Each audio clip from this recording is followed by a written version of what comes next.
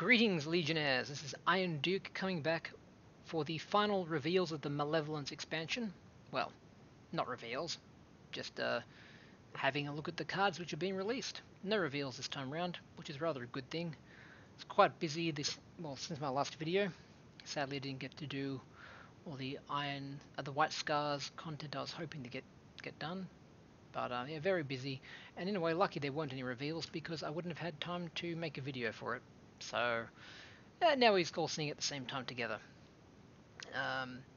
Yeah, so with that in mind, let's just jump into it and see what we have in store for us. Let's have a quick look at the Imperials.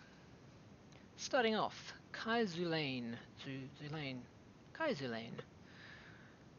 A legendary precognition, 1 energy to display 3 random tactics, choose one and add it to your hand.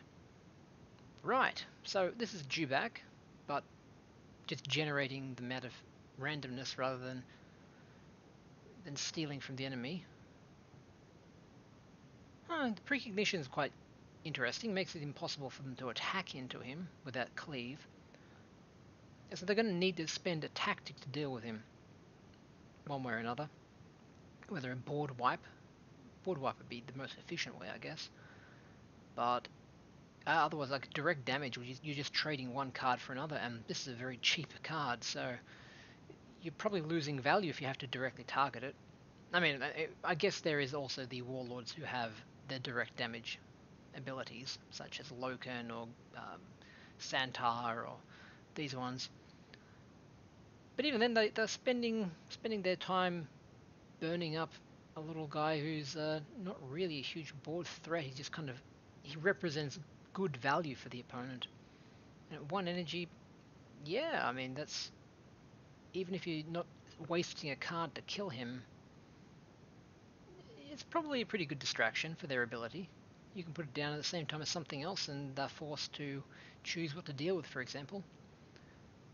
So I kind of like that. He's very, very fragile, but I think yeah, that seems quite interesting. The fact you can keep him alive, whereas Dewback will almost always die 1 turn after giving you a single card. Yeah, this guy doesn't have the immediate card draw that Dewback does. You will need to let him, allow him to survive for a turn, or else he'll give you nothing. And then you need to pay for it every turn. So in a way, it's kind of like a cross between Dewback, Pyramid, and Ecratres, in that Ecratres is another way to just sit on your board, be mostly untouchable, and then every time you've got 1 spare energy, just give a bit of a healing buff. This guy, every time you've got 1 spare energy, you give yourself a free tactic. And also, being able to choose, it's proven to be quite powerful. Like, we have the mutate ability, which we saw with the Ruin Storm. That was quite powerful in that it lets you customize your troop to suit the situation. Here you can choose a tactic which suits your situation, something like Pyramid of Photep or other ways to steal cards off your opponent or generate tactics or something like this. Sometimes they give you something like Book of Magnus, which for anything which is not 1,000 Suns is utterly garbage card. But yeah, here you can choose not to take the Book of Magnus, for example, and maybe take I don't know, Dawnbringer, or maybe a very well-timed defense satellites or something like this. Yeah, I could definitely see a lot of potential for this. Does it replace Dewback in any deck which really takes him? Maybe not. Dewback is the reliable one. They cannot stop him giving you a card. Just Dewback will die within a turn or 2. This guy, maybe if you have more if you don't put him down immediately, I wouldn't recommend that. But if you put him down as you're putting down something else, I think him and his ability level off your curve. When you're playing slightly under curve, for example, maybe you've got 4 energy, you can only put the best choice to put down as a 3 energy troop, and then you put him down as a bonus. And then if they want to deal with him, sure, but then they've left the troop unattacked. I think his main weakness will just be board wiped, where they can deal with both at the same time. But yeah, if you can find some way to sneak him in, maybe he gets more value in the long term than Dewback does. I'd love to see how it plays out. I'm seeing him maybe die more than you want him to, despite his precognition. But maybe it's a good distraction at the very least. I'm kind of intrigued. Okay, what's next here? Close call. Okay. Yeah, close call. That's very similar to what we saw in the. Here we go. In the White Scars, return a friendly troop to your deck, draw a card. Only difference is White Scars give you +2/+2 to that troop, so a lot more value for the White Scars version. But it's the same. That's the design philosophy of the game, basically, is that neutrals do what the Legion cards do, but the Legion cards they do it +1 or +2 in this case. Yeah, but look, also the draw a card's important. If you have a draw a card on a card, it means you're not down a card by playing it. So if there is any value in the rest of the text, then it's a good card to play. And return a damaged friendly troop to your deck. Yeah, look, I can see plenty of uses for that. I mean, the White Scars are kind of built around it. Something which it has either fast or flank or rally or some kind of immediate effect to influence the board, and then your enemy have to expend effort to kill it, and then just before it dies you put it back in your deck and promise to bring it back later, basically. I mean, the Night Lords are already doing this with the Raven, I believe, and the Raven, what was it, Warp into the Warp, maybe? No, there's one of them. Warp Retreat. They're already doing that with Warp Retreat and the Raven. Raven reduces it to 0, sure, but there's no reason, if that's going to be their tactic, there's no reason you can't use that as another alternative. It could work, and just depends on what you're using. I think Warp Retreat is still better because it makes the trip free when it comes back. But yeah, no reason why it couldn't have an effect. Just obviously not nearly as good as Warp Retreat with its reflection and all. Another way to look at this, of course, is that another part, we just talked design before about the Legion versus neutral cards, how effective they are. Something to consider is their design is also that card draw costs 1. You can see here one of the most famous card draw cards is never been able to pronounce that one. For 1 energy you draw 2, but your opponent draws 1.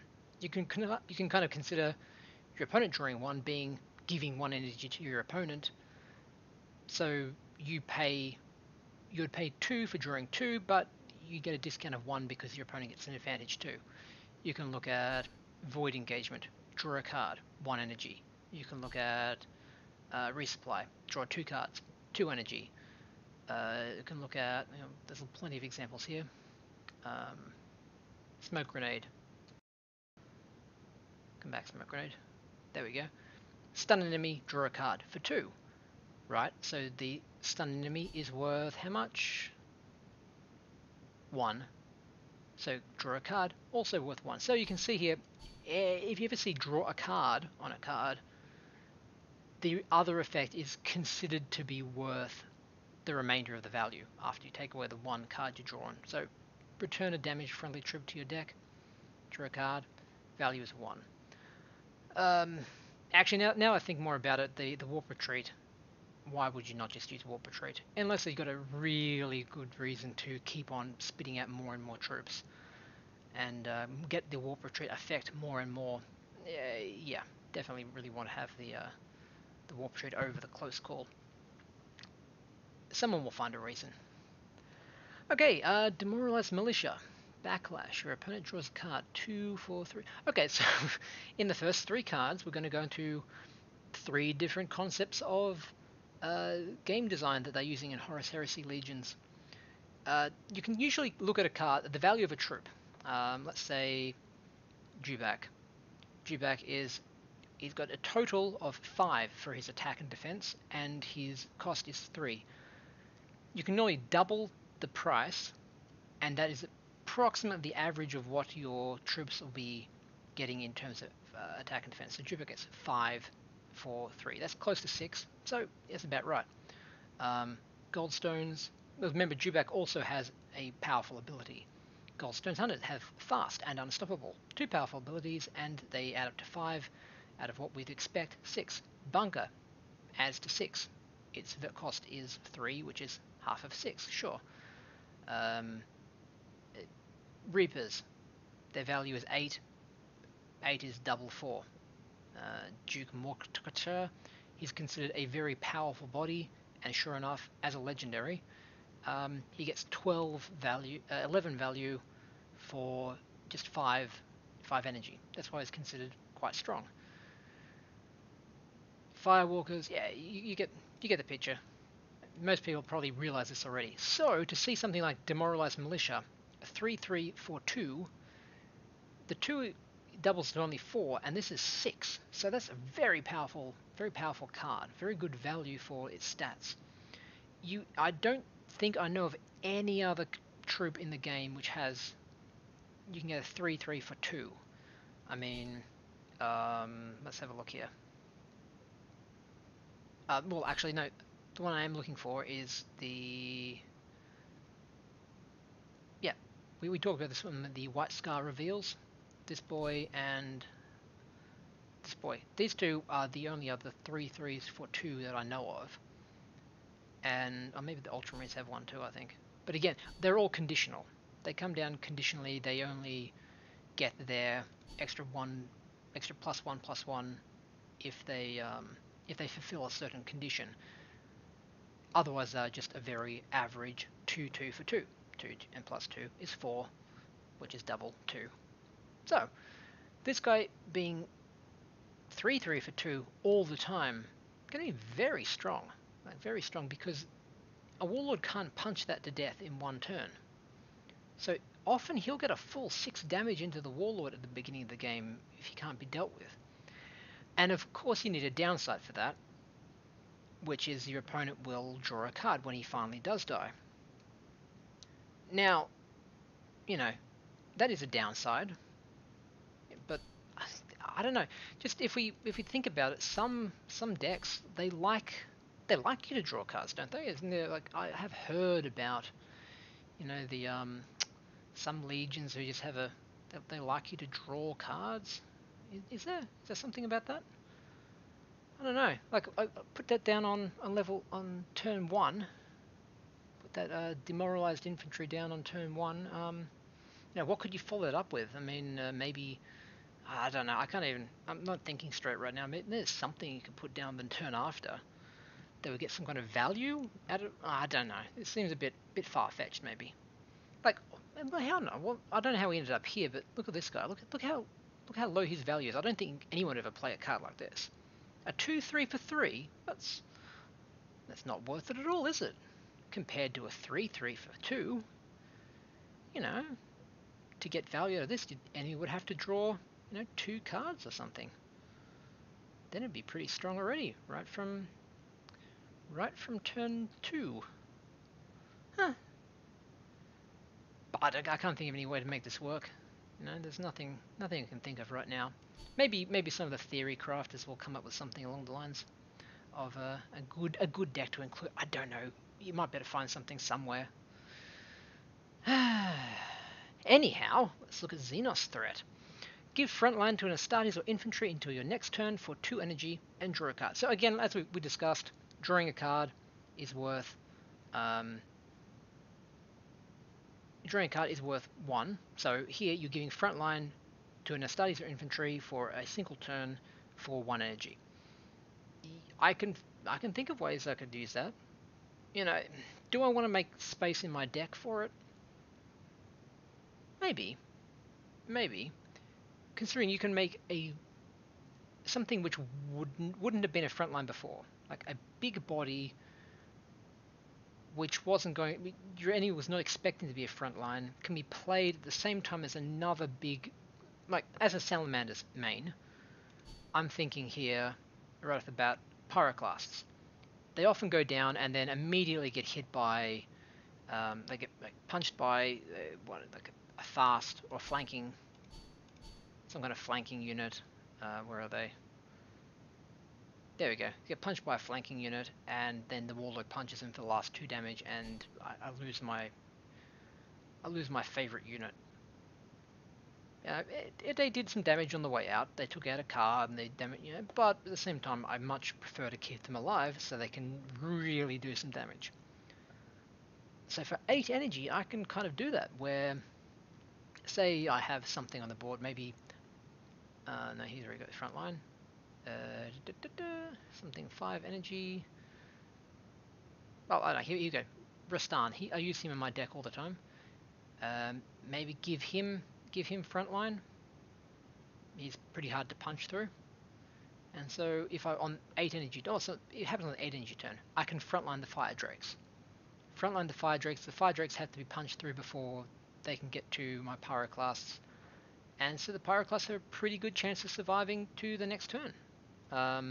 Hey, even something like Sorkar Hunters, as if I'm playing Vulcan, giving these guys I could easily put them down the turn before. They're often ignored because the enemy knows as soon as they deal with them, I make new ones. So they tend to ignore them. They sit there most of the game. I put the front line on them, and then put down the Fire Drakes, the Pyroclast behind them. Maybe the enemy doesn't have enough to punch through the Sorkar Hunters and get into the Pyroclast, and so maybe they finally get to ignite the entire enemy board. It could be an option. But yeah, tactics like that where you can create a front line out of nowhere to suddenly defend a vulnerable big unit that you want to keep around for a turn or two. Yeah, I can certainly see use for that. I might find room for that. I'll definitely something to look into. Ground. No, hold on. No, that's an old card. I just somehow haven't got any copies yet. Huh. Whole expansion ago and I still haven't got one. Interesting. Okay, Arcology. Can't attack. At the end of each turn, put in play a Calth Infantry. Backlash. Put in play 5 Unsettled Populace. For okay. Calth Infantry. So they're a 2/2. And you get 5 Unsettled Populace. So even without the body of this building, for 7 energy, you're getting a 2/2 and 5 1/1s. That is perfectly on curve for average. As we talked about before, you'd expect that is 7 attack, 7 defense, 4 7 energy, exactly what you would expect to get. That is very average. Plus, you get a body around it, like you get a 2 attack, 10 health building, which it can't be given it needs an infantry or a Astartes, but there are other ways to give out frontline. Hell, maybe playing a Salamanders, I put the Dragon Scale Shield on that. But to get that frontline, force the enemy to break through it, and then give some 1/1s. So yeah, even if you just put this down, the enemy immediately deals with it. I've got a 7 attack and 7 defense out of just the infantry it gives me. Not to mention they had to punch through the building too. The building itself is almost averagely statted. It is vulnerable to Melgator. It's even vulnerable to Rule of Fear. Rule of Fear will eat that, which makes that makes a lot of sense. I mean, the Arcology, isn't it like a habitation? No, that's what it is, isn't it? Like it's like a civilian building. Yeah, I imagine the Night Lords could Rule of Fear that thing. Let's look at the artwork for that. Yeah, that might even be an Arcology there that being terrorized. So yeah, like just out of the free troops you get out of this, that seems to be worth it. You will lose some of the unsettled populace, almost certainly, because you don't want to just have the Arcology on your board waiting to die so you can get 5 1/1s. I mean, that's not great value. But yeah, just from the free troops that this thing gives, even without its own body, this is decent. I mean, I can definitely see it being used for Blood Angels and their Requiem powers. Sanguinius, the blade, pump up his attack with that, like his great angel form. Yeah, imagine all 5 of those guys dying beside Sanguinius. That's gonna be a big buff to him. Oof, Space Wolves, Lehman Russ, 5 pack triggers. 5 pack triggers. He could really go off with that. And not to mention his other pack units, like these guys are with 5. Okay, if an Arcology died on the enemy turn, you'd have 5 1/1s. You could put down an Anthvar Greyslayer. Then Lehman Russ and the 5 1/1s could attack in, and there would be 10 triggers of attack. So you now have an 11-3. Yeah, that's okay. Not to mention there are other better things you could probably do. Like that's just me looking at the cheapest pack unit I could find. There's probably something else better down here. I'm not very experienced with the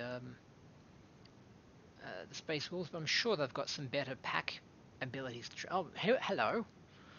Yeah, I hear this guy's a bit of a pain. He would also get 11, no, even worse, 13-5. He could become a 13-5 in one turn. Yeah, I think Space Wolves might like the Arcology.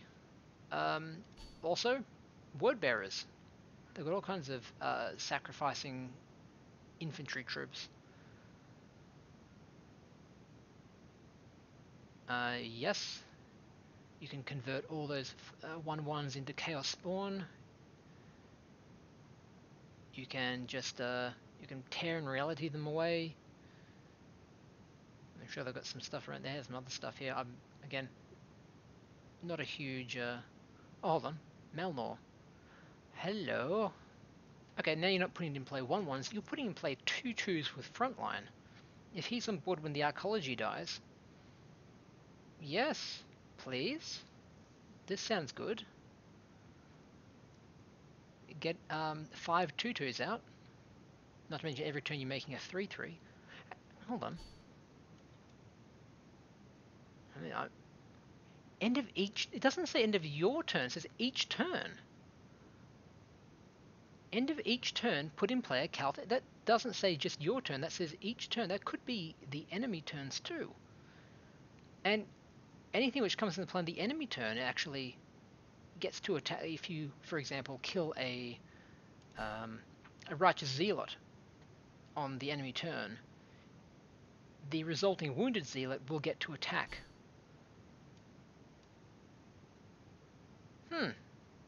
So maybe you're putting in, unless they're dealing with it, 2 Calth infantry, as well as your 5/5s, and at the end of your turn you put in play another Calth infantry. You could easily get really good value out of this thing, I think. Because I don't really want to spend energy destroying a building when there's probably more interesting threats that it can actually attack on the board. This is just a way of kind of a distraction almost. If I had an Arcology and something else on the board which could actually attack, the Arcology, it needs to be dealt with. Wow, I could see so many memes coming out of this. This is really interesting. On the other hand, I'd also love to face Arcology sometimes. Pop open an Arcology and in a lot of triggers for the Pirate class will pop out of that. That's 5, right? Yeah, that's 5.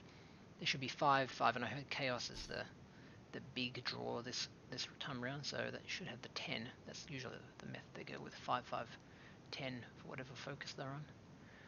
Okay, Mechanicus, Scrapcode. Reveal a card in your opponent's hand. If it is a tactic, deal 2 damage to the enemy warlord and draw a card.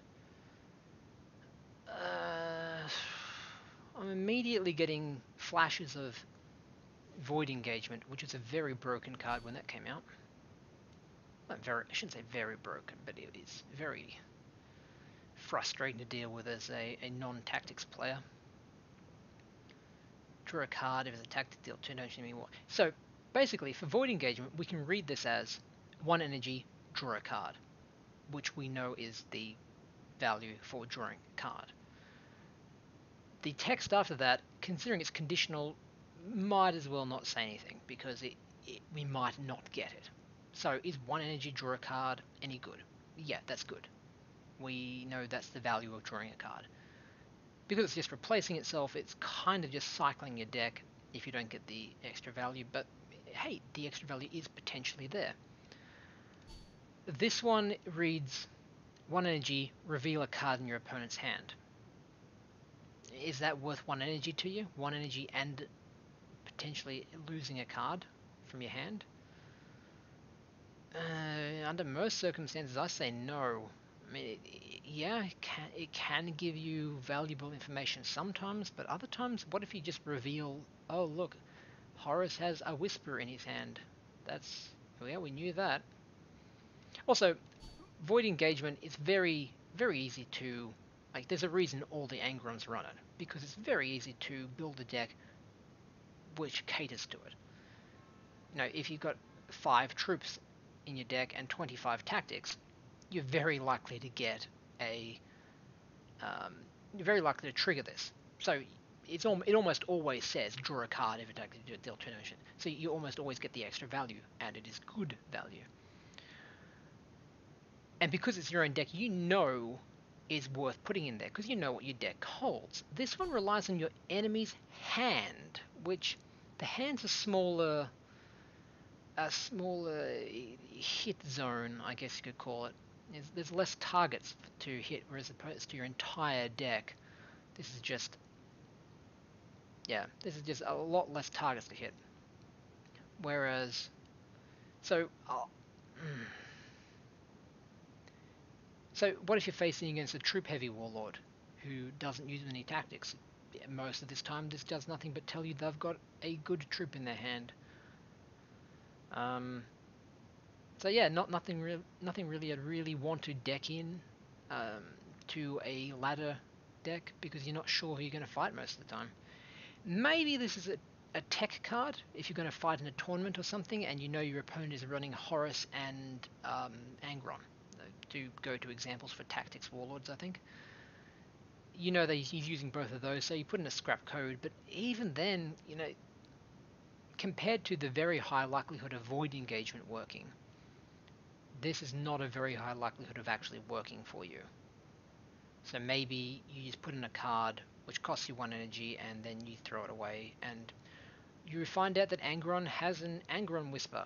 Hooray! That's not surprising or useful information at all. And you wasted a card slot. Yeah. Not keen on this card.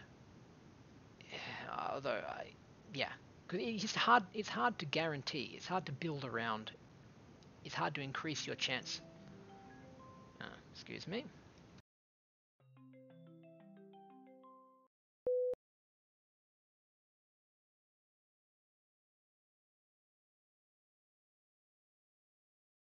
Okay, Intel report. Your opponent draws a card, put a copy of it in your hand. Isn't that exactly Alfarius' ability? I'm pretty sure that's just Alfarius, right? Yeah, it's the exact same wording, energy cost, and everything. Nah.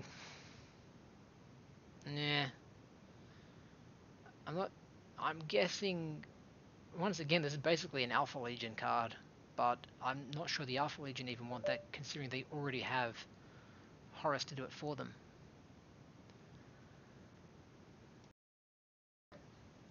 Hello, we've got a guest here. Hello. Oh, would you want me to take this? Your toy? Toy. Oh, what's Daddy looking at? What's Daddy got? You see what Daddy's doing? Oh, can you tell me what's this? What's that? Is that a not a turtle? Is that a tank? Whoa, you know that word, don't you? Tank. That's right. Alright, you ready to go to bed? Might be back in a little bit. It won't be much time for you guys though. So, excuse me, where was I? I believe we're looking at the intel report. Yeah, apart from Alpha Legion, using that, not the most useful card for most people. I think most people don't want you to, most legions don't want their enemies to draw cards, even if they're getting a copy of it. It's just too random what you might get. Like, you might draw them, you might draw them something really good and get a good copy of it. On the other hand, you might, but you had to pay for that. You had to pay 1 card and 2 energy for that. On the other hand, you might have paid 2 energy and 1 card to draw out a copy of like Divinitatis, you know, which is, for them, it just goes through their deck a bit faster and finds them something they do want, and for you, just gave you a copy of you just paid for something you don't particularly want. But, so not unless you've got some kind of mill strategy, and really that's basically just the Alpha Legion at the moment. I believe Orphans of War do have a small amount of mill strategy available to them with things like Pirate Raid, but I don't think they're stealing cards anymore, so a bit hard to get a full mill going. Okay, Transmechanic. 2 for 1/3, and give 1 to your vehicles for 1 energy. Yeah, I don't think this guy's getting a lot of use. I don't want to completely dismiss any kind of card as being, like, even this one and this one, which I think are probably the most useless I've seen so far. I kind of want to figure out a way to where we can include them. As I said, Scrapcode, it could be a tech card against a very tactic heavy opponent, not so much for ladder. Intel report could be an Alpha Legion card, maybe Orphans of War if you've got some kind of mill strategy going. Whereas Transmechanic, okay, as I said, not really a card that's going to see a lot of play in most decks. Maybe some kind of very heavy vehicle deck with some way to defend it. Because without a way to defend it, this guy goes down and dies within a turn and doesn't get any value. Playing him early, he'll definitely be dead by the time you get any vehicles down. Like the cheapest other, like you'd have to play off curve to get the +1/+1 to your vehicles, right? So putting him down on first turn. Let's say the opponent doesn't have a way to remove immediately, and so really the only vehicle you could get out is maybe the Rotao. I believe that's all. Yeah, I think, well, there's a vehicle, but not really one you want to get out for. Yeah, so pulling him down early, not going to be any advantage to you. Putting him down later, maybe protected with front lines or stealth or something. But even then, it's a bit hard to build up a board of vehicles, because most of them are more expensive than, you usually can't put down more than 1 a turn because of their price. So you're unlikely to get, it would be a very specific strategy of a very vehicle focused deck, which involved building a board of vehicles that survive for longer. And even then, +1/+1 is not usually going to swing the game heavily there. You know, for it's at least 3 energy, right? Spend over 2 turns, but 3 energy, and you know, oh, that's a new one. Okay, we'll look at that later. But let's say, okay, does this guy do a whole lot better with an extra +1/+1? Does that swing the game? Sure, you want a few vehicles down before you really use it, but maybe you're spending 3 energy to get maybe Vorax. It's with Bloodthirst is one of the better ones to get. Yeah, most of the +1/+1 is not going to change a lot. It's very circumstantial, and I wouldn't use him under most circumstances. It will show up in your forge complex sometimes, and then you just have to, maybe it's the only thing you can put down. But in most circumstances, it's just kind of really it devalues forge complex because it's gumming up forge complex with things that you don't necessarily want to play.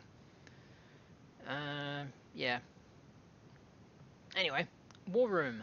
Draw a tactic from your deck and reduce its cost by 2. Okay, so that's just like supply lines, but for tactics instead. Supply lines being vehicles, and we saw that saw a lot of play. And considering that the other tactic finding and drawing cards already see a lot of play, like Command Bridge and Remembrance or Order, things like this, they see a lot of play as well. I think this will too. Only issue is this one will actually find itself, whereas supply lines will find a vehicle, and usually if you're using it, you've got 1 or 2 specific vehicles in your deck that you want to make sure you draw. This could just find another copy of War Room. You know, maybe you're not getting the tactic you're after here. Maybe it just hunts its sister copy down. And if you thought that getting abandoned supplies into abandoned supplies was annoying, at least then you just play it for 0. This one, War Room into War Room, that's spending 4 energy to get what you eventually finally want, right? And only reducing its cost by 2. Yeah. It could be frustrating. But I'm guessing it will be used by people who want to hunt down a specific tactic in their deck, and this will be another way to get it out faster. I mean, hey, there's always a good tactic that you could have in your deck that you wouldn't mind getting for 2 cheaper, because the main point of getting it 2 cheaper is, like, let's consider supply lines. Supply lines was, for my deck, a good way of getting out Daclea. Daclea? Yeah, I think so. Ancient Daclea 2 turns faster. Play supply lines on turn 2. Daclea comes down, he only costs 4, so I can play him on turn 3. It's kind of hard to deal with that. Another unit it's often found with is Neutrino Irradiator, being put down on turn 7 or 6 instead of turn 8. You know, so that's the value of War Room. It gets the tactics that you're after, and puts them down early. I mean, I can imagine putting down a Dawnbringer on turn 6. Dawnbringer, because hey, we can already find Dawnbringer early with abandoned supplies, right? So being able to put it down turn 6, that's gonna be fun. Yeah, just it will be the small hiccup of, whereas when I play supply lines on turn 2, I'm guaranteed to either find my Declare or the Irradiators. Whereas when I play supply lines, when I play War Room on turn 2, maybe it just finds me another War Room, which interrupts my flow. I've interrupted my tempo for basically finding very little at all. The next War Room will only cost 1, but it just seems like it'll be frustrating for it to happen. All right. And we found this one before, coincidentally. Abominable Intelligence. Shield and gain shield that attacks by itself at the start of its turn. So, a cheaper, better Kaban machine. Okay, well, attacking by itself isn't great. It's a big penalty, because it means you can't aim it where you want to go. So sadly, that's a problem for it.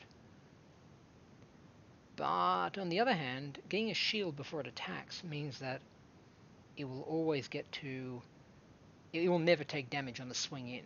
So your enemy will have to put all kinds of blockers in its face to slow it down, and whereas for Kaban Machine or other automatic attackers, that will stop them from that will slowly whittle them down and distract them. This one, it'll distract them, but it won't whittle them down. So the intelligence will keep on tracking. You'll have to actually devote resources to taking care of it if you don't have infinite front lines to slow it down. Yeah, that's Also, not costing 10 is a big improvement. I could put that in play, as we're talking about the Irradiator before, could put that in play 2 turns early with the supply lines, and that would be pretty tricky to deal with, I imagine. You know, removal's always a thing, of course, but some legions don't have hard removal, and it could be a good tech card to have there. Yeah, as in legendary, it's not quite the bomb some other legendaries are, but much better than the last neutral Mechanicum legendary we got, which is the Asherax. Quite disappointing, that one. This one can't be Melgator, for instance, which is a good step up. And yeah, I mean, it's being one cheaper than the 10. 10 cost cards are hard to play. It's hard to find a good time. They basically are win more cards, because if you're being able to play them, you're already usually so far ahead that it's more just a way to speed your victory rather than secure it. You know, you're already winning. This is just to close the game off. Whereas something is a little bit cheaper, but it does allow for a little bit of movement, like putting life support on it. Putting life support on the Abominable Intelligence, being able to play it, if I could play it for 7, which is quite possible, we get a whole bunch more options to play with it, play around, either putting down a lot earlier or putting down something else at the same time, which can maybe shield generator. Just looking around briefly, shield generator means we can put down, and maybe it's harder for them to remove with a hard removal card. Yeah, it's not amazing, but certainly something that I could imagine teching into a deck, or even playing with something, playing with Canis Vertex or something like this, where he likes to put down a whole bunch of big bombs at the end. Maybe this is one of them he puts down. Alright, and that closes off Mechanicum, 5 of them as well. On to Chaos. I still haven't got Commander Bridge. I'm pretty sure it's gone through the shop before, and I've somehow slept on that one. Very disappointing. I do want to pick that up at some point. But on to the real new cards. Cygnus Acolyte. Okay, 1 for a 1/1, and give 1/1 when it dies as backlash. Okay, well, both those are... Both those are okay. Like, for example, you do spend 1 for 1/1 normally, and yes, it is targeted. The enemy can definitely play around by finishing off the rest of your troops before finishing off the Acolyte, and that means that the Acolyte, well, the 1/1 will hit nothing. But you know, it's easy to play around, but it's good value when it happens, I guess. So I can imagine it being useful. I can imagine that being used. You know, even if the enemy just plays around it, they have had to play around it, and maybe that's part of what you're going for here. Just the beginning, and it's decent. You know, 1 for 1/1. That's stats. That's a body.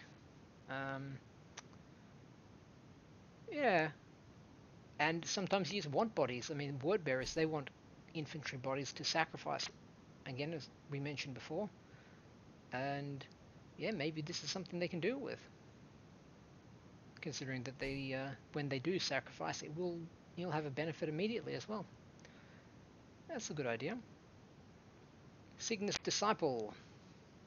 2 for 2/2, destroy this troop and give 1/1 to your infantry and demon troops. Okay. This is an entire board 1/1 to infantry and demons only. Suggests it will play well with Ruin Storm or perhaps Word Bearers there.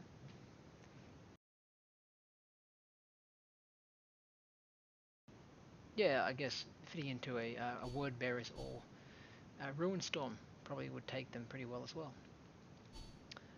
Word Bearers for getting, you know, when infantry die effects, and just Ruin Storm because +1 to all demons. I mean, everything's a demon. If you can get them to survive and get their ability off, They might provide a whole row of flies or frogs to get +1 and become quite a little intimidating force.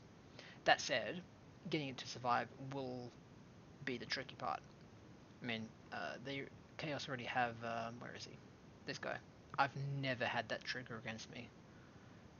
Not a single time. With 2 HP, it's so easy for it to die in so many ways before, and that's only with a small deal 2 damage to the enemy warlord sacrifice effect. This guy has to live a whole turn, and he's going to have, oh, well, depending on the board, probably a larger effect than 2 damage, right? So I'm probably going to devote even more time to making sure he dies. You're going to have to put a lot of effort into keeping him alive. And, well, we'll see what else they have, but it looks like short of setting up front lines, and yeah, even then you're vulnerable to tactics, so this guy sounds okay if you can get it working, but will probably die before he has a chance. That said, maybe we're giving him flank somehow? I can't think of any ways to give flank at the moment. But I know they exist. There's some cards somewhere. Which legions have them? Was it Iron Hands? No, they give vehicles. Someone gives flank to troops somewhere. And putting him in that deck, maybe if you've got enough other infantry, you'd have to go with that deck, and then have enough infantry and demons for it to be a good payoff. Because paying for flank is probably going to be, you have to pay for flank and then pay his cost, because he's not attacking on the way in, is he? So pay for flank and how much that costs, and this guy too, is that worth the +1 you give to infantry and demons? Probably not. I imagine this guy's biggest value will just be a threat to do that. So maybe the enemy warlord has to punch this instead of using his ability, or maybe he has to send a troop to attack it, or use a tactic on it, rather than risk you giving +1 to some nasty demons like Beast or something. But yeah, as I said, mainly just going to be a threat of it happening. But when it does happen, you'll be blown away by the fact that it actually worked finally.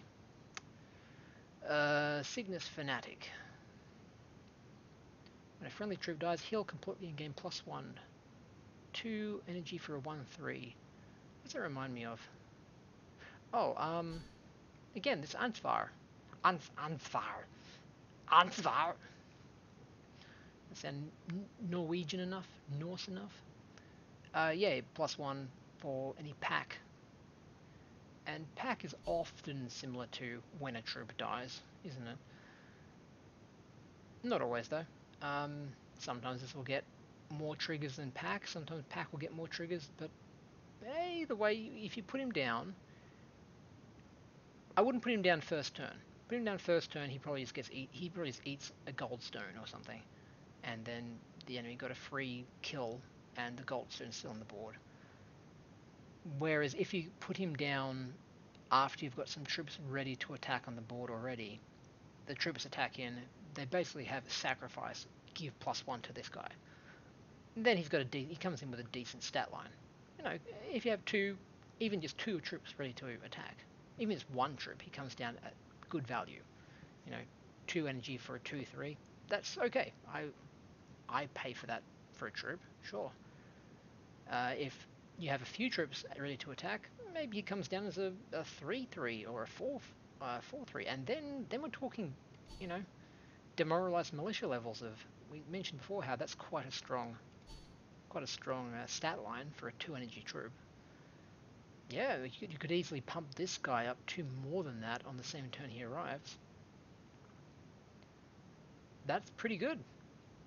That's pretty good. And considering he can also heal, then after the...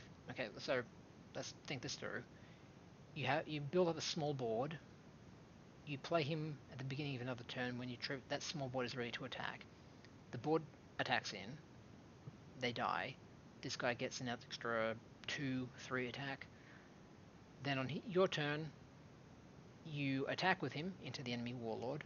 He doesn't die, but he deals 3-4 damage, and then you sacrifice one of your own troops again, and he goes back up to 3 health, and now is a 5/3 or something. So this could, for a 2-cost unit, this is a pretty good threat.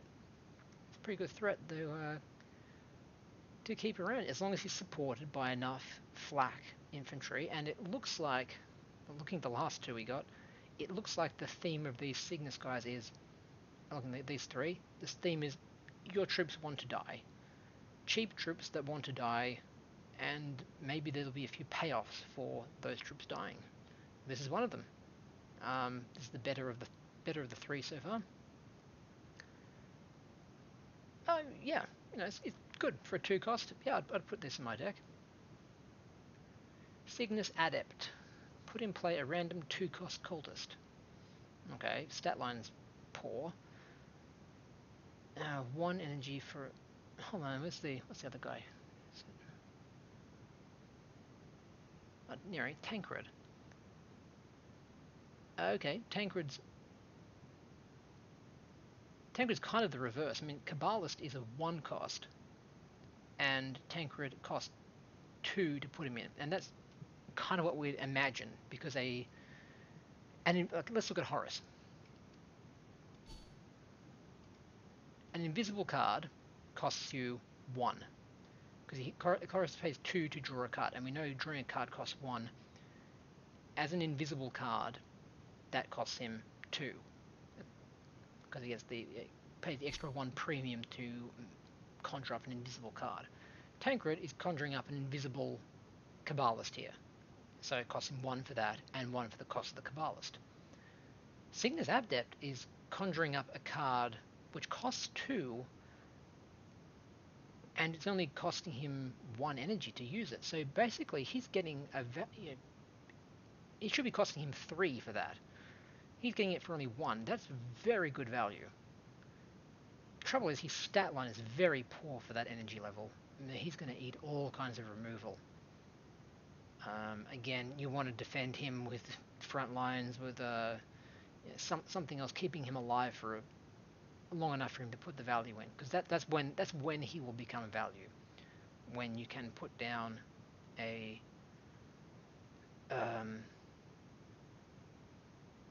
extra cultist for only 1 energy, that's when you start to steamroll away, I think. Let's see, 2-cost cultists. And that's probably 1. Acolyte. And that's okay. Not one you waste a card on, but generating that, yeah, it's okay. I'd pay for that. Decent stats for something that's definitely going to die.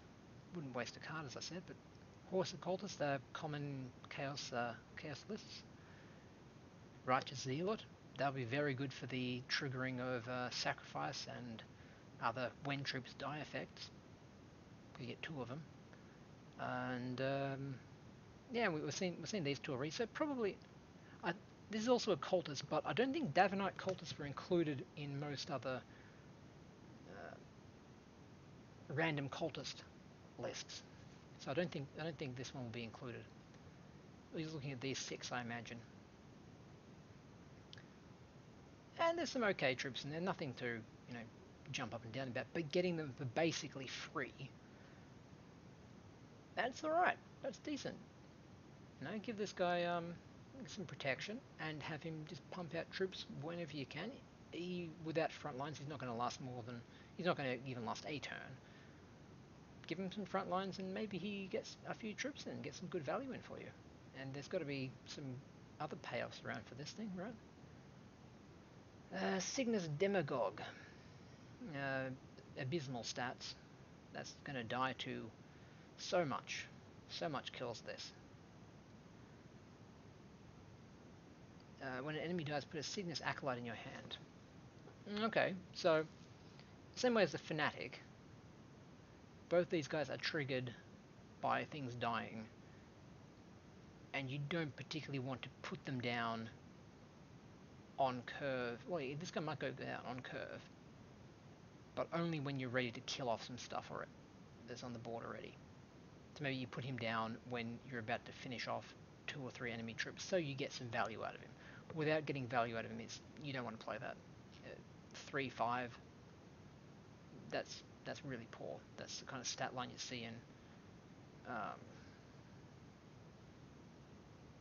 I know Beast is a demon, but for cheaper you can get 4-5 Bloodthirst. You definitely don't want to play a 3-5 with no keywords on it. For 1 energy less, you're getting a stealth, that can summon random lesser demons. Yeah, so you really don't want this guy if you're not going to get the value out of him. Signus Acolyte. Oh, so these guys. So, I'm kind of comparing this one to Plaguebearer. Plaguebearer gets... It's a common, I still haven't got any of them. Wow, see, look at that. I mean, it's so much cheaper. It is 2 energy cheaper, and only 1 less attack and 1 less health. So, yeah, a lot of... that Demagogue, really not good value for the body. You're really going to have to make sure you put him down the same turn you're killing something. Putting him down without anything dying and he dies first, you got no value out of it. It was a waste of energy. In the same way, you want to put the Plaguebearer down, you're just about to kill a few enemy units to get a few mutate cards. Here you get a few Acolyte cards, and you can use those Acolytes to pump some other stuff. I mean, hell, maybe they combine together. Maybe have a few Acolytes on the board and you put down the Demagogue, and then the Acolytes die, turn into more Acolytes, and then he becomes not awful. That's it. I don't think you really want to put down a whole bunch of Acolytes at the same time. You're risking them buffing each other, and that's not a good use of them, because there's not a lot of difference between a 1-1 and a 2-2, except basically it's just going to be 1 attack difference, 1 more point of damage. I'd say that the Acolytes are going to be just curve fillers. Say what I mean by that is, let's say on turn 5 you've got 6 energy. You put down this guy and an Acolyte to make 6, because this is the best play you had that turn, but you had 1 energy left over, so you put down him too. You don't really want to have a whole lot of them around at the same time, I don't think, because the backlash is going to be a bit wasted.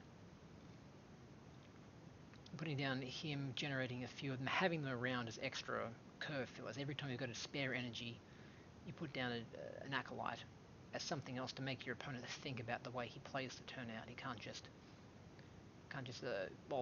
drop. If he drops a board wipe, drops the death stats on them, then they die guaranteed.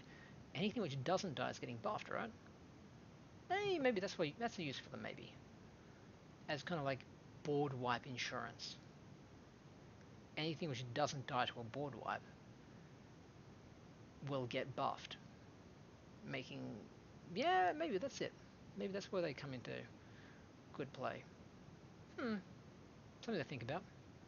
I will definitely be thinking about it. Eightfold Brand.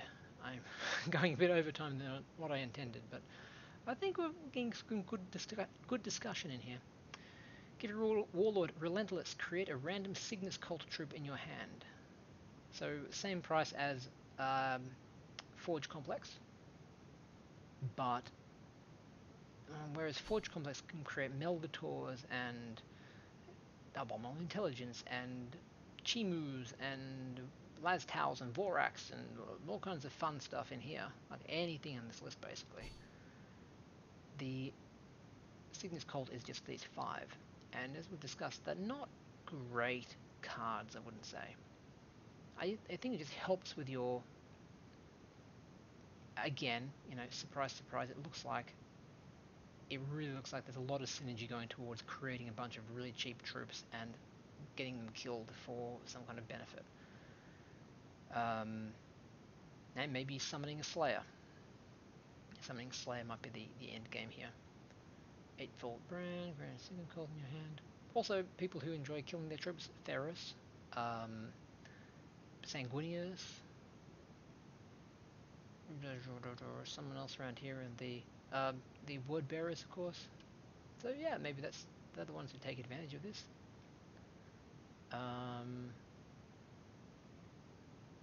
Yeah, you create random Signus Cult Trip in your hand. I guess the difference between this one and the Forge Complex. The Forge Complex can, like, I'm sure if you use Forge Complex, like me, you've been in a situation where you've got, say, 3 Maniple Talmus in your hand, and you're like, I'm never going to play these things. I don't have enough leeway to put down a 10 cost troop. Yeah. Whereas this one, you're kind of guaranteed you're going to get something playable. Something that will fit on the board, fit in your energy curve. Yeah, I think that's kind of the benefit here, is you know what you're going to get. You're going to get a very small range of cultists, and if that's your game plan, then it's going to work perfectly towards it. I mean, you can even get, as a epic, you can even get 2 of these, making 2 random cult troops a turn. 2 acolytes or 2 disciples. You don't want the rest of disciples, but as I said, they're a threat. Fanatics and acolytes and adepts, and yeah. Okay, I'm on board. I just... are these included? Riders of Wod. When attacking, give +1 until end of turn to infantry and demon troops. Oh, yeah, so... I think I might be onto something about them having a go wide strategy. Definitely. You know, they really want to go wide here. They want to get as many troops on the board as possible, and infantry and demons on the board as possible. And then they all get a buff from this, is probably the plan. That said, the board needs to be ready to attack, and these guys need to be ready to attack in order to get any value out of it. Without it, you know, if you only have 1 or 2 troops ready to attack, this thing needs to attack first, and then those troops need to attack. Maybe there's only getting +1 attack in there or something. I can easily see that being mostly ineffectual. Again, you've got to give flank, all your troops flank, or else nothing's going to come of this card, I don't think. Also, is that like a wooden chariot, which is stronger than a tank? Yes, a tank for the same energy cost, 5/5. A wooden chariot, admittedly with demon horses, but a wooden chariot with naked people standing on it is a 5/6. Card games can be silly sometimes. Mind you, we've got Demoralized Militia, which is stronger than most other Astartes. 2/2 for compared to Demoralized Imperial Guard for 3/3s. Right. Card games can be weird sometimes. Okay, yeah. Again, you can see how it is supposed to fit. I just don't think it will happen that you have a board wide enough for that to pay off. Maybe with the Arcology. Maybe the Arcology is how it works. You blow up your own Arcology, you put the riders down, and later on you blow up your own Arcology, and so you 1/1s appear. I don't know. It's a bit hard to work this one. I think it's most of the time just going to be a 5/6. There must be very little text there, I don't think. Fate's Death. Another Chaos getting all the basilisks, aren't they? There's something about that in the lore. Don't know. Basilisk 4/8. Yes, Melgatorable for 8 energy, just like Nogga Heal. And it's worse than Nogga Heal in terms of toughness. I guess its ability is cheaper, like very, very cheap. 1 energy to do 4 damage. That's good value. Like if that was attached to a good troop too, that's a good 4 damage. I mean, the Alpha Legion have the Efrit? Yeah, that's one for 4 damage is very good, very good value. Trouble is, it's just attached to a body which is so clunky, you know. Like at that, you might as well just be attacking in, right? And I know you take damage for it, but and the creating, I don't really consider the Taint of Chaos creation to be all that important. There's not many decks that use a lot of Taints of Chaos. Maybe we start to see more now that we've got some Chaos, some unproven Chaos neutrals around. But yeah, I wouldn't. Oh, definitely wouldn't play this for. Oh yes, look at this. I can make a bunch of Taint of Chaos. Wow. Nah, no, I don't think it's there for that reason. And I think most of the time this comes down and just gets Melgatored back, and you lose 6 energy of tempo. Sometimes it comes down and gets removal. Yeah, maybe. If you're into playing Basilisk, if you've already got a strategy in for playing Basilisk, and I know some people can, they have included not as much the Bile Cannon, but the Nogga Heal. Some have included that in decks which want to hide this behind something and shoot you with the activated abilities. But I don't know, aren't there more things that do that better? That's a very expensive one, but it can act again. I just kind of feel like, I guess the value is there. The value is there if you can find a way to get this around and keep playing with it. Maybe it's worth it, because that's good value ability. I just don't think it gets all that much use. Hello, you ugly man. Okay. Mass Offering. Deal 4 damage to all units, -1 when a friendly Chaos Infantry dies. So that's exactly the same as Fall of Gardenal. Fall of Gardenal, 4 damage to all units for 6. This one does it for 9, but it also has a variable cost in that it becomes cheaper when friendly Chaos Infantry dies. That said, that price decrease only happens when they die while the card Mass Offering is in your hand. So if you draw this and all your infantry have already died, you're not getting a discount for it. So in that way,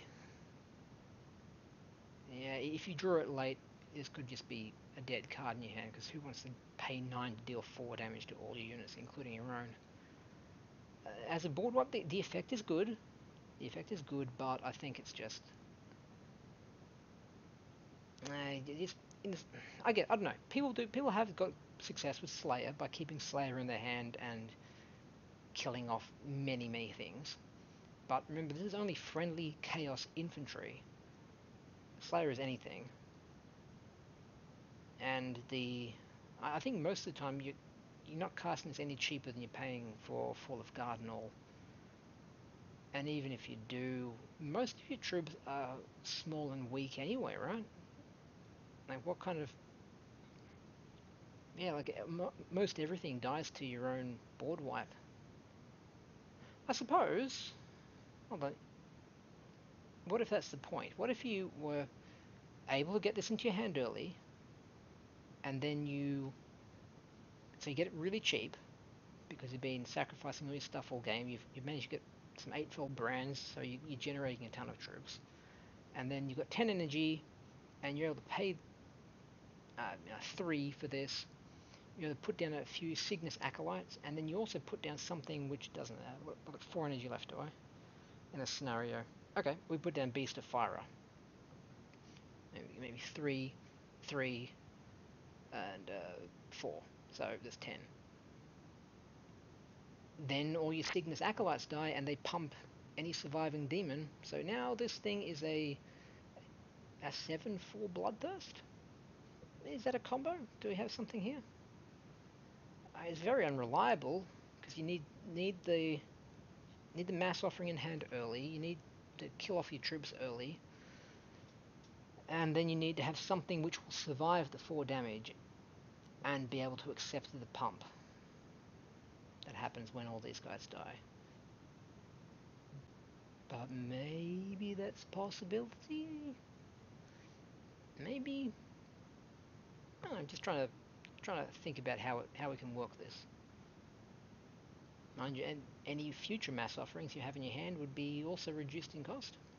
But I don't know. I just don't feel like a deck which is using these really wants to pay with a mass offering. I guess maybe word bearers again have. No, he would die. He would die to it. So yes, no, it could work. Could work, I guess, but it maybe needs a bit more thinking about. And one, no. So we got summoning ritual. Display 3 demons. Choose one and put it in play. -1 cost when a friendly chaos infantry dies. I don't know. Are these two the payoffs for all those infantry dying? Like you got this guy's one payoff, sure, but are these the other two? It doesn't seem. Slayer's a much better choice to put in than this one, surely, because demon. Oh, I think it doesn't say lesser demons. Maybe greater demons are included. It doesn't specify other things. Let's see. Pax Chaos here. Lesser demons. Cyrek. Lesser demons. So these ones specify lesser demons. How about? Can it be any demon? Can it be Ruin Storm demons too? Talking like Safarbek, or even Abysser or something that could be fun to put down with that. Like anything above. Like, I mean, dear God, you could get, if it's any demon, you could get Swarm of Flies with this thing. You know, 10 energy, and yes, it does get a discount for Chaos Infantry dying. But again, as we discussed here, this thing's got to be in your hand for a long time before that's actually going to pay off properly. So, I'm imagining you maybe get them really cheap, but I think that for the most part, you're still going to be paying around about 4 or 5 for it, realistically. And like, yes, if it's a lesser demon, lesser demons cost don't go above. Let's have a quick look here. Look at the cards we don't own. I believe Ravagers of the Corn are the most expensive lesser demon. You got Seducers. Everything goes down from here. Seducers tell us changes. Beast maybe is a cancel. I don't think it shows up in lesser demon lists. Screamers, yeah, like Terror Hounds. I don't want most of these to come out of my 10 cost card, which I had to spend all that time reducing the cost of. I want to get a greater demon out of that. But you know what happens if I spend all that time trying to reduce the cost of summoning ritual? And yes, I can choose. I get to choose out of 3, but what's the list of choices going to be in the first place? What's it going to select out of? If it's selecting out of any demon and I get a greater demon on that list, fantastic. Like, I would happily put down Slayer of Worlds, for example, or even some of the lesser played ones like he's a demon. Even some of these guys, you know, if I can cheat them out for cheaper, that's not bad. You know, that's okay. I would happily cheat some of these guys out for a bit of a price discount. But yeah, like as I said, what if I get Battle Flies? What if I get Swarm of Flies? What if my list of choices is Swarm of Flies, Battle Flies, and Screamers? I'm not too happy about that. As I said, I'm probably still paying 4 or 5 for it in the first place, so why didn't I just put Battle Flies in my hand to start off with and not have to worry about the whole wait for the summoning ritual thing to, you know, Look, if it can get greater demons, it could be really cool. But you could also be bitten really badly by the... If it's greater demons, it will be any demons, and then you could be bitten really badly by the RNG. If it is not any demons, you're only getting lesser demons, which are in the middle around here, and... Yeah, but just get Cyrek, you know? He gives you a random demon as well. Yes, the choice is good, as we've discussed before. Unless you choose the better one rather than relying purely on RNG. But, yeah. Yeah, I don't know. It will really depend on... I'll try and find out if the effect is only lesser demons or any demon, or hell, if it Ruinstorm demons, can I get this Bloodthirster out? Can I get this thing out? Would be helpful. We can get the 2 demons and make it actually valuable. Do I get this guy? You know? I guess it all depends. This card, not sold on it yet, for sure. I was expecting something better with the payoff for these. It was quite clear we've got synergy for cheap infantry which dies to create, to pump up other things. Or go wide and be able to have, go wide with your infantry and be able to have a big payoff with something like this. That's not a very good payoff though. It takes two, if it had flank, yes, that's a good payoff. Out of nowhere, all your acolytes, your disciples, everything is +1 attack. That's good, you know, but it doesn't have flank. It's going to be sitting there and the enemy have a chance to respond to it before you get to attack with it. It's got to be, these two, they've got to be in your hand, and they're not going to have a big payoff a lot of the time. Again, maybe there's a word bearer buff. It's a secret word bearer buff. I don't think these cards would also work well in the Demons of Ruinstorm, but I don't think they need any help. I think they're quite happy with the troops they have right now. Rotflies, toads, you know, all these things. They're doing all right. I don't think they need a few infantry to buff them anymore. They're doing fine with their mutates, I think. Like, is there any? If I build a Ruinstorm deck, is there anything I want to take out to include more Chaos infantry from here? Probably not. Maybe this guy, because he could benefit from all the dying toads and flies. Maybe. Alright, well, that's pretty much... that is all of them. That's 10. 10 Chaos cards, 5 Mechanicum cards, and 5 Imperial Army. Most impressed with the Arcology. I'm most interested in getting that to work. Second of all, probably Kai Zulane. We'll see how that goes. Yeah, most impressed with the Imperial cards, actually. These are okay, too. Like, I would say these are, depending on the situation, above average. This one is probably around about Dewback's level, and Dewback is almost an auto-include. Arcology, I think, could be quite broken, particularly if that end of each turn thing means what I think it means. If that means every single, like, two 2/2s every turn, basically, yes, please, I will play the card all day and night. The Mechanicum tactics, War Room's maybe the only thing I'm interested in here. I could maybe hunting down weapons for your warlord or something, or board wipes, or spaceships, something like this. Transmechanic, no, not really interested in this one. I'm even planning on building. I've been asked by some subscribers to build a purely Mechanicum deck challenge. Transmechanic will probably not make the cut, I don't think. And Abominable Intelligence, yeah, alright, I can play around with it. I'm not blown away. No, but it could be fun to try and cheat in early and see what we can do with that. The Chaos guys, there is something here. Not with the Riders of Wod, probably, unless we can find a way to flank that in. Iron Hands get flanking vehicles.